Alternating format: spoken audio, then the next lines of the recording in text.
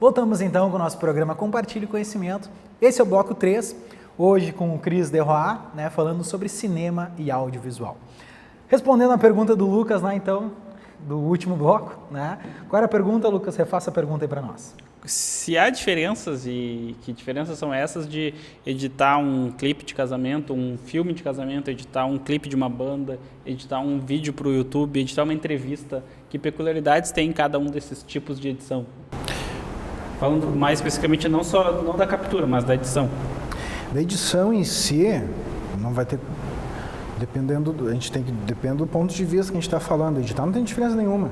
Tudo é clipe e tudo é cortável, digamos assim. Né? Porque tu tem que importar, tu tem que colocar na timeline, tu tem que selecionar as porções que tu quer.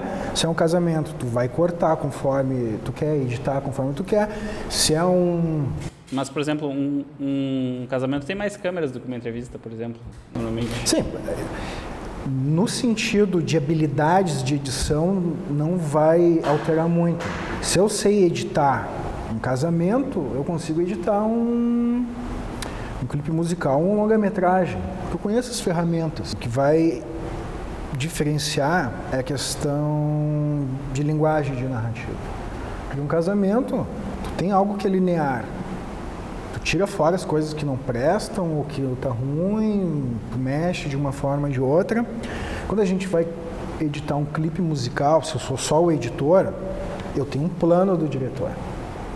Geralmente um clipe musical, ele tem o plano aberto. Plano geral. Geralmente o clipe musical, ele tem um plano geral, um plano aberto, um plano de establishing, que a gente chama, que é a espinha dorsal. Depois vai ter um monte de inserts com ângulos diferentes. Isso já é uma estratégia. Às vezes as pessoas fazem clipes que são narrativos, que contam uma história. Eu filmei um clipe da banda chamada Litera, que é um plano sequência.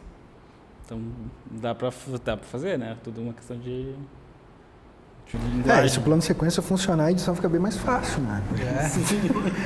Só corta e sincroniza o áudio e acabou, né? Se funcionou, o diretor disse ok, né? Mas depois por exemplo, editar um documentário já é algo muito complexo, porque os filmes, como eu tinha dito lá no primeiro bloco, eles nascem na ilha de edição, a gente pode alterar muito na ilha de edição, e o documentário, tu não tem ideia do muito que vai sair no planejamento, que nem de ficção, ou de um clipe musical. O clipe musical eu posso fazer o storyboard ser igual, eu imaginei. Agora, num documentário, tu não tem controle absoluto, mesmo que, óbvio, que tu dirigindo, porque tu não sabe o que a pessoa vai falar.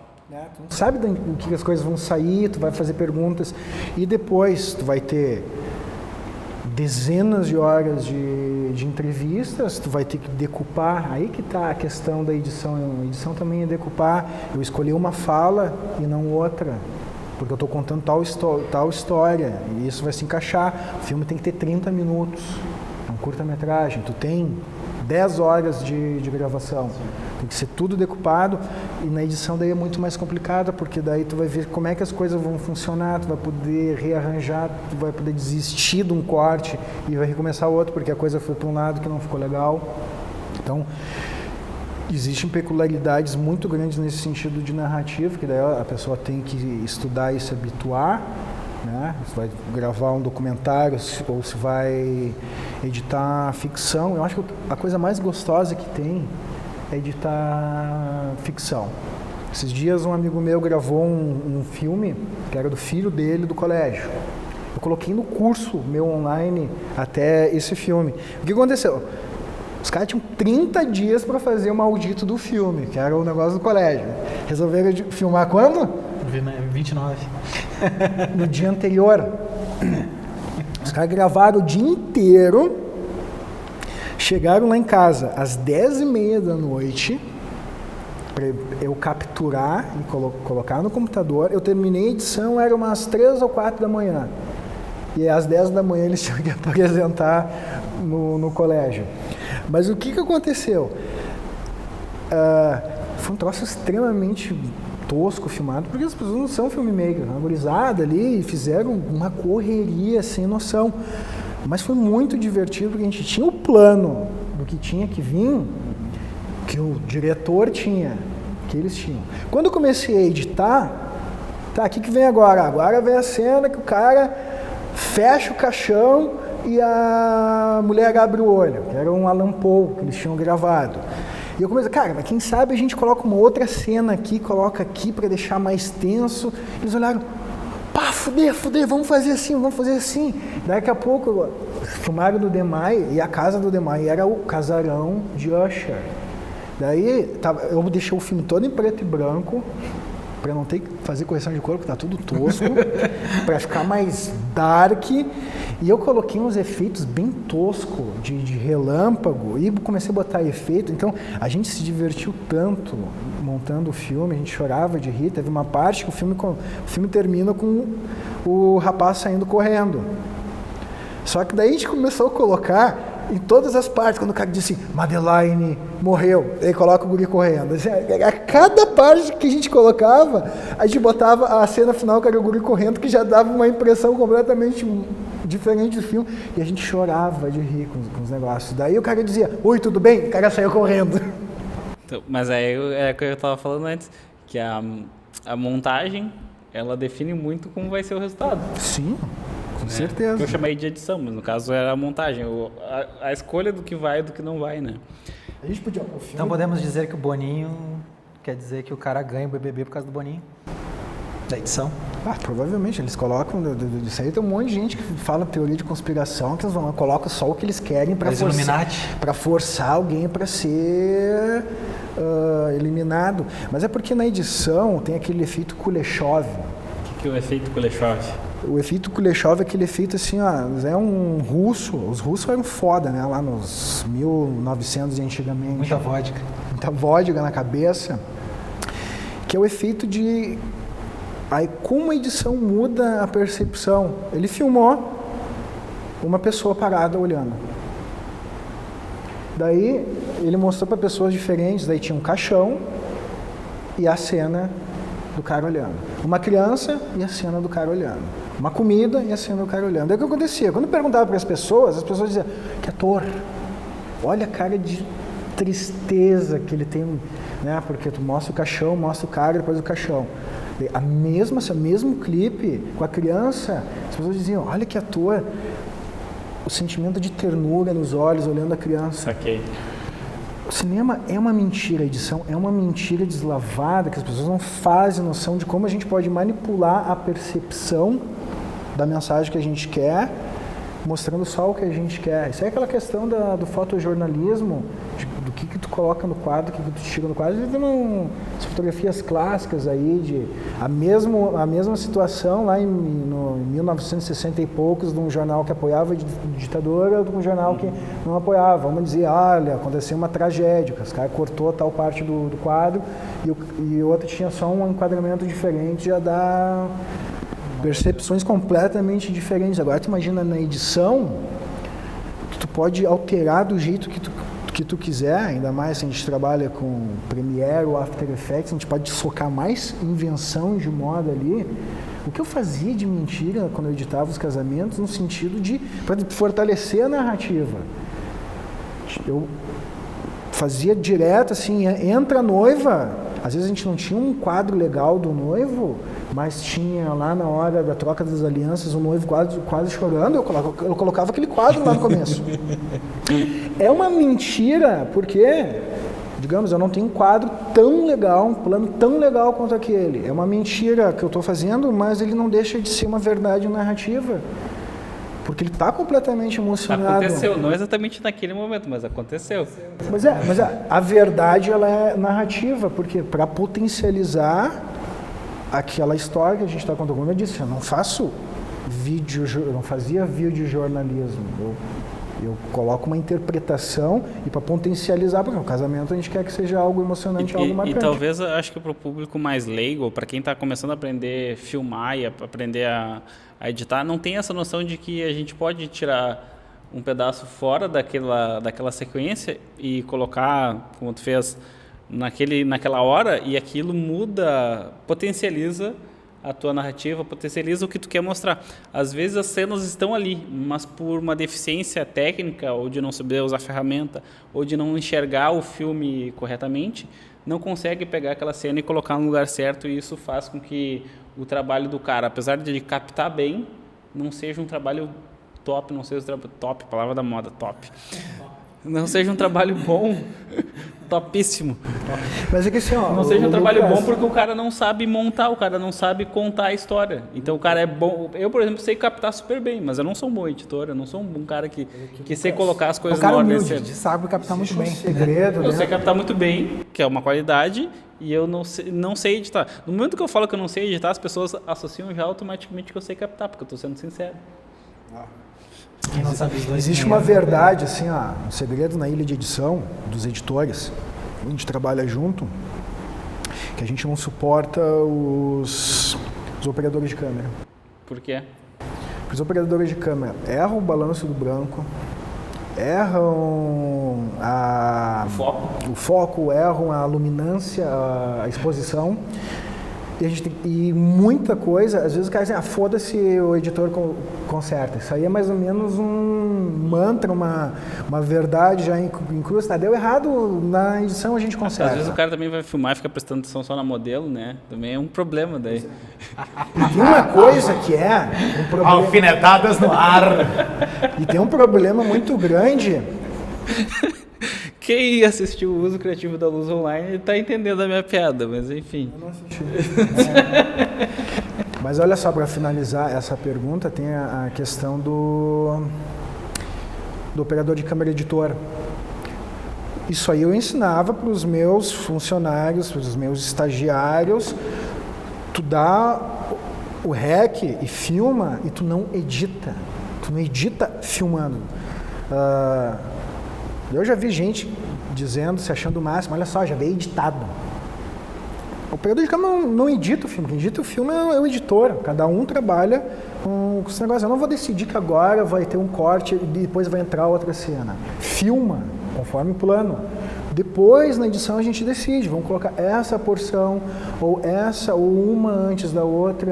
Então, tem essa... Eu sempre filmei cortando. Que é uma bosta pro editor, né? Não, é que a minha cabeça é do cara que filma e edita. Eu vou fazer tudo, então eu filmo aqui e paro, filmo ali e paro. Mas se tu mesmo que tu seja o homem de uma banda só, uma banda de um homem só, é bom tu Imagina ele se sincronizar antes tu separar mesmo que eu grave. Só que quando tu tá gravando, tu não é um editor, tu é um operador de câmera, tu trabalha com um operador de câmera, tu sabe o que pode facilitar na edição, mas tu não precisa cortar. Filma. Depois, quando tu for editar, tu não é mais operador de câmera, tu é um editor. Então, tem um monte de material, né? Eu posso decidir que momento eu vou cortar e o que colocar. Então, acho que isso é mas, por exemplo, uma dica, né, para o pessoal que tem que captar e... Falando exatamente o oposto, e aí que é legal de ter várias visões. Uma vez eu fiz um freela de vídeo para um cara, e ele falou pra mim pra eu filmar na festa. Sabe aquele momento, tipo, todo mundo dançando? Filmar no máximo 15 segundos da festa. Tipo assim, tem 2 pessoas dançando. Eu filmo 8 segundos daquela pessoa e paro. Aí depois eu vou, filmo 8 segundos daquela pessoa e paro. Depois outra pessoa e eu vou. E aí eu vou pegando cada momento das pessoas, assim, de filmando e para. E isso já dá um clipe editado no fim da festa. Porque a festa... Não tem como tu contar uma história na festa, as pessoas estão dançando e pronto. Eu preferia deixar assim, com 3 câmeras pegando 10 minutos, que tu pega blocos de música, porque as festas, elas têm entra um bloco de sertanejo, depois um bloco disso, daquilo, então tu pega uns 10 minutos com 3 câmeras pegando tudo, transforma aqueles 10 minutos em 2. Daí tu tem bastante material para cortar para uma coisa para outra. Uma coisa que eu fazia para mim mesmo, para ajudar na edição, já é uma manha mais de diretor, digamos assim. Se eu estou num casamento, na parte dos convidados estão antes de entrar na igreja. Eu tenho mania de fazer plano como o diretor pensa. Eu vinha uma pessoa, eu pegava um ângulo sobre o ombro, aquele over the shoulder, daquela pessoa conversando com outra. Isso é um plano básico do cinema. E o que eu fazia? Eu fazia essa tomada e fazia o plano complementar. Ia lá atrás do ombro da outra e filmava. Porque daí depois o cara vai editar, aí tu tem praticamente um plano e contraplano, um plano complementar. A pessoa está falando com a fulana, daí tu troca como se fosse de filme mesmo, o que o outro está falando. Então isso torna também mais cinematográfico. Claro. Perfeito. Bom, Cris, então, para não nos alongarmos muito, vai lá então. Valeu. Para finalizar, Tem os salves também ainda hoje ainda. Para finalizar este programa, fala um pouquinho para nós sobre o teu curso online de edição de vídeo. É este o nome? Como é que é o nome do curso? Bom, o Alain me convidou. O Alain me convidou para fazer. Não, vamos ser sinceros, eu não convidei, eu fiquei 1 ano enchendo o saco dele para gravar o curso, essa é a verdade. Mas é questão de tempo, é algo que eu sabia que ia ter uma dedicação brutal. Daí eu já dei cursos por aí de edição de vídeo com Premiere, já fiz turmas aqui na escola de fotógrafos, daí finalmente abri um tempo e eu criei um curso chamado de edição de vídeo com Premiere Pro CC. Ou seja, um curso que hoje a gente vê que tem uma tendência muito grande das pessoas utilizarem audiovisual para colocar filmes no Facebook, no YouTube. A gente tem profissionais que precisam de capacitação, que buscam capacitação, novas ideias.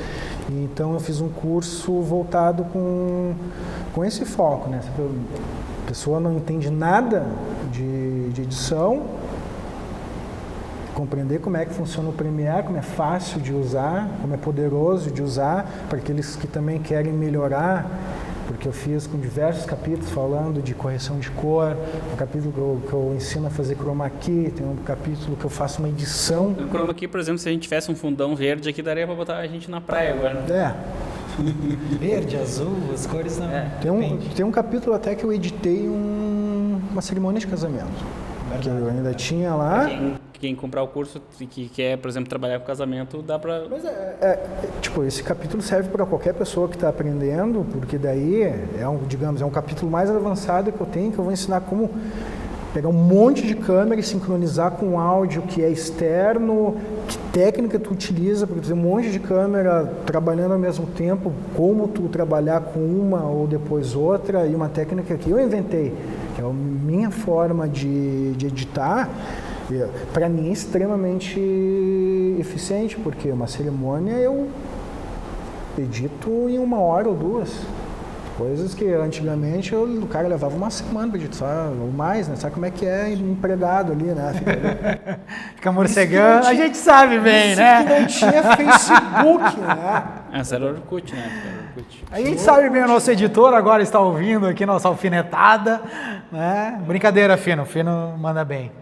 Deve cortar o Wi-Fi, tem que cortar o... Outra coisa, quanto tempo tem de curso, esse curso online? Eu nem sei direito, eu não fiz os cálculos que a gente está... São 11 capítulos, terminou hoje, ele tem quase 12 horas de duração. 12 horas. Acho que é meio difícil o cara assistir o curso e não aprender a usar o Premiere com 12 horas de aula. Mas eu tenho certeza que, se tu nunca abriu o Premiere na vida, tu não faz ideia de como é que abre o programa, como é que mexe. Se tu fizer todo o curso, quando terminar o curso, tu pode trabalhar na produtora. Isso é verdade, porque eu vi... Eu trabalhei por muito tempo na produtora, para vocês terem uma ideia, né? E quando eu vi algumas partes do curso do Cris, eu vi coisas que eu nunca tinha visto. Principalmente aquela parte de edição de cor, né? Eu editava a cor lá mal e porcamente, olhando aqui. Ele mostrou com espectro, fazendo correção de cor, que eu olhei assim e falei, putz, cara, eu não sei nada de Premiere. Então é isso. Acho que é isso, né? Então tá. É isso aí. Eu agradeço esse convite, que eu nem sabia que eu ia gravar isso aqui hoje, né? Mas enfim, eu agradeço o convite, foi um prazer enorme. É aquela vaselina de final normal, né? Mas antes de terminar, eu vou coraçãozinho, né? Mas antes de terminar, né, já que a gente não vai ter o nosso momento Etchelelê, vamos ter pelo menos os salves, né? Salve para Bruno Mendes, Sérgio Miranda, Emilene Pimentel, Alice Rodrigues, Maurício Mussi, que daqui a pouquinho tá aí também, né? Jaqueline Aranja, minha excelentíssima Excelentíssima, Robson Brito, Caroline Oliveira, Vinícius Oliveira, Murilo Andrade, Micarla Oliveira. Nossa, os Oliveira estão dominando o mundo, né, gente?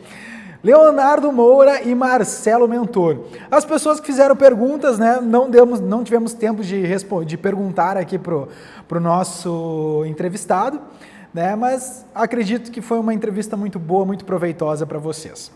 Vou deixar agora o Lucas aí finalizar, dar um tchau, uma boa noite, uma boa tarde, uma boa manhã. Na internet não existe noite, manhã, tarde. Cada um assiste a hora que quer. Então é isso, pessoal. Sim, se você tem essa dúvida, a resposta é sim. Voltaríamos com o programa Compartilhe Conhecimento. Estamos gravando novamente. Um grande abraço e até a próxima.